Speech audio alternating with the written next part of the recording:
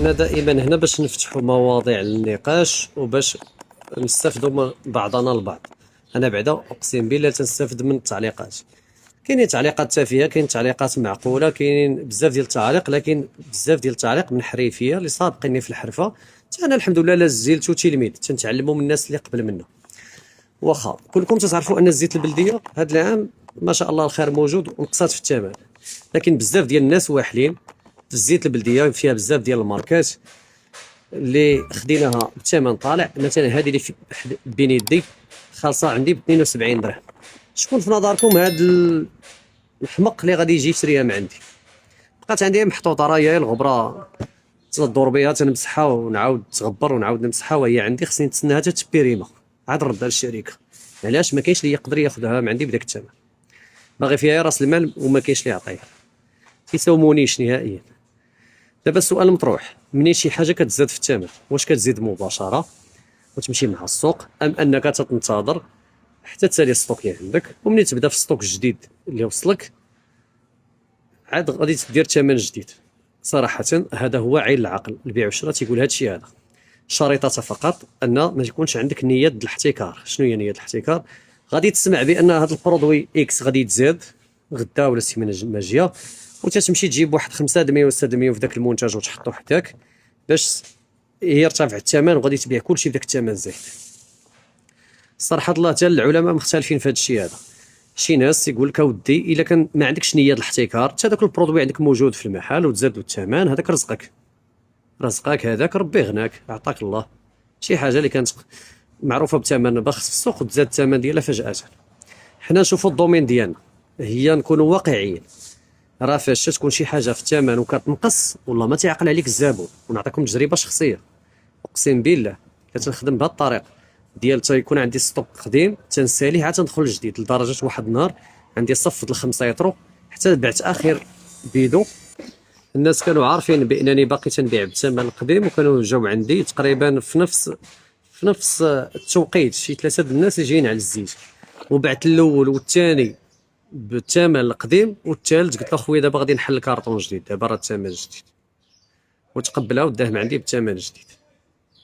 واخا لكن لما الزيت طاحت عاقل كانت ولات شحال هذه ما بقيتش عاقل واش عامين و30 فاش كانت طلعت واحد الطلعه صاروخيه راه كانت وصلت تقريبا حتى ل 100 درهم. فاش الزيت هبطات تنقول للكليان 95 درهم تيقول لي ودي راه لقيناها ب 90 درهم. فاش هبطات مباشره كلشي قلب عليا وجه، يعني حتى دوك الناس اللي كانوا تيداو من عندي وجاو دايرين زحام على الزيت صافي ما عقلوش عليا. تيقول لي تنقول لهم اودي راه طايحه قدا وقدا، تيقول لك اخويا انا لقيناها عند جيرانك بهذا الثمن هذا، وبقيت لدرجه ضعت في واحد 10 دراهم تقريبا في البيدو في شي 4 ولا 5 د الكرطونات. هنا باش كتحس بديك المراره، باش نعرف واحد القضيه، راه داك الشيء اللي تزاد لك في داك الستوك اللي عندك قديم تتعاود تخلصو ملي تتهبط الزيت، يعني بحال تيولي تعادل. لكن كاين واحد النوع عاوتاني تيقول لك انا اترك شطرا من الحرام مخافة الوقوع من شطرا من الحلال مخافة الوقوع في الحرام، وهذا هو اللي تنطبق.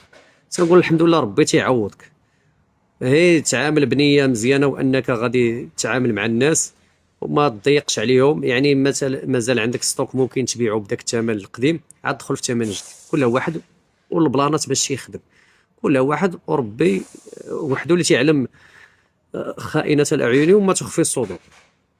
وانت لك واسع النظر، يعني ها الناس شنو قالوا؟ تيقول لك سير مع السوق. كاين علماء اخرين تيقول لك لا لا يعقل، انت كنتي تاخذ مثلا واحد 4 دراهم ولا 3 دراهم في بيدو شويه دابا غادي تاخذ 13 درهم ولا 9 دراهم، لا يجوز. شويه عاوتاني ملي كطيح في ان الثمن طاح تولي انت اللي خاسر. فهمتوا؟ يعني كل واحد يشوف الحاجه اللي مسلكه ويشوف الحاجه الاقرب للصواب واقرب للمنطق. كاين واحد الحاله رابعه هي ديال واحد الناس اللي تيسمع بان الزيت غادا تزاد مثلا تيجي ستوكي منها واحد 5 المليون ولا 6 المليون تيحطها حداه وتيبقى يبيع بالثمن القديم لمده طويله، شرايط 3 شهور ويا الناس عندهم ثمن زايد هو باقي تيبيع بالثمن ناقص.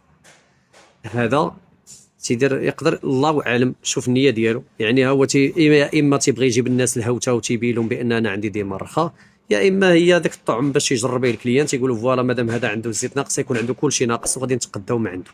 يعني ممكن ديرها بحال برودوي دابيل بها باش يجلب عنده الزبناء ديالو، وكل واحد والطريقه ديالو.